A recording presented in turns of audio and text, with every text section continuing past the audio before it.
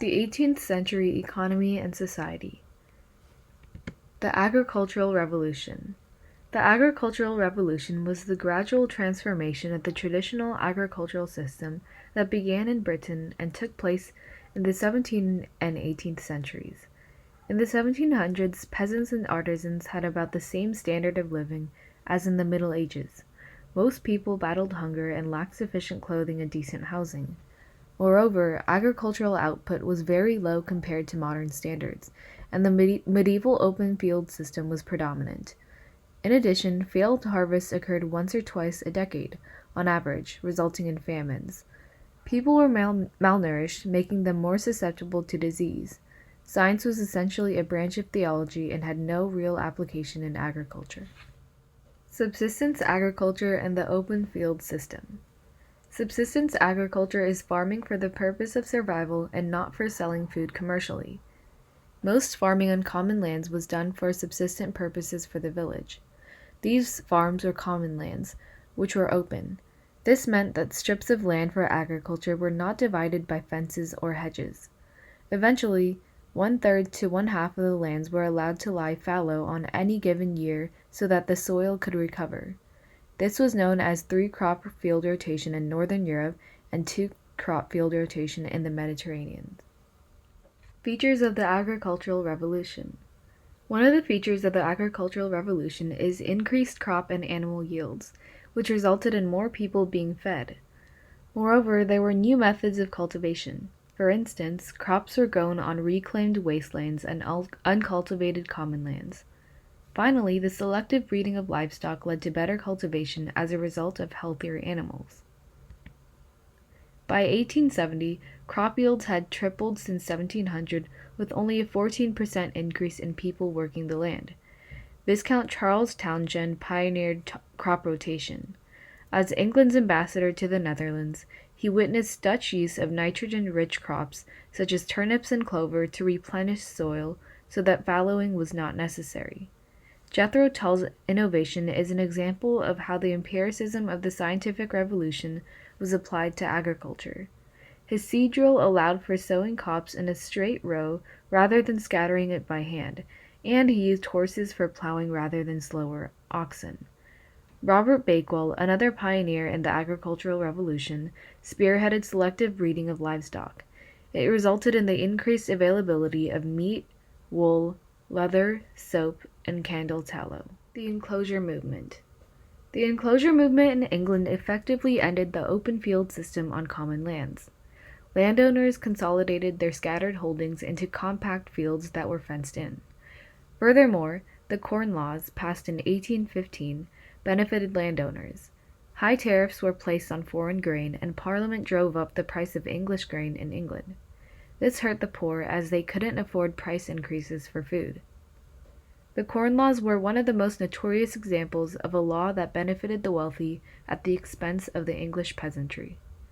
Many peasants moved to towns or cities looking for work, since work was less available in the countryside.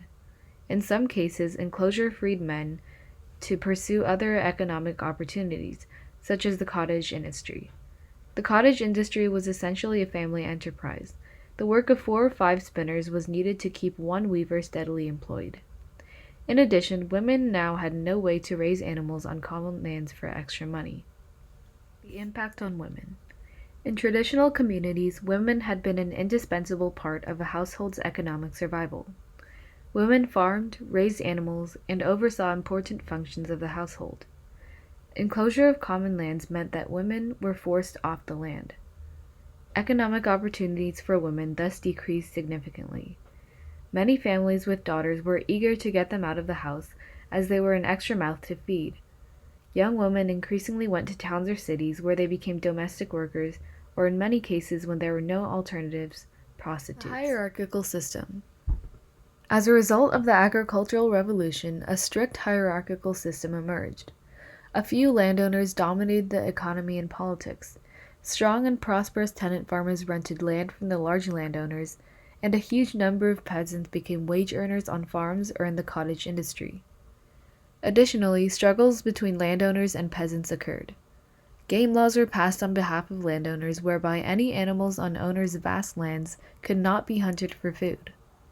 Peasants who were without food would risk severe punishment if they were caught hunting for food on an owner's land.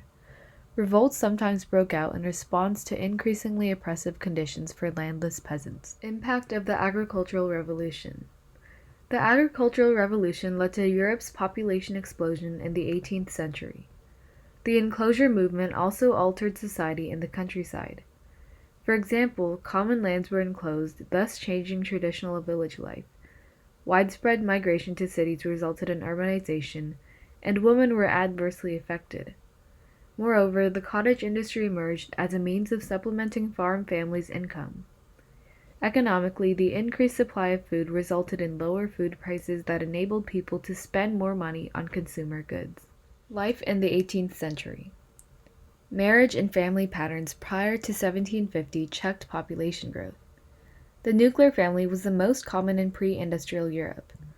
On average, the age at marriage was higher prior to 1750, especially for the lower classes. New patterns of marriage and legitimacy emerged after 1750. The early practice of birth control even helped reduce unwanted pregnancies. The growth of the cottage industry with its increased income resulted in higher rates of people marrying for love instead of just purely economic reasons. In addition, attitudes toward children began to change during the 18th century. The decrease in child mortality allowed parents to become emotionally closer to their children. Moreover, the early medieval church denounced infanticide and viewed each human life as sacred. However, infanticide was rampant due to severe poverty. Furthermore, humanitarianism and Enlightenment optimism regarding human progress emphasized better treatment for children. For instance, Rousseau encouraged greater love and understanding towards children. The beginnings of formal education for the masses took root as a result of the Agricultural Revolution and was largely inspired by Protestantism. The aristocracy and rich had a 2-century head start beginning in the 16th century with special colleges, often run by Jesuits. Little schools of elementary education began to appear in the 17th century. Starting in 1717, Prussia led the way with universal compulsory education. This trend was inspired by the old Protestant idea that every Christian should be able to read the Bible. Thank you for listening. Make sure to like and subscribe for more educational content.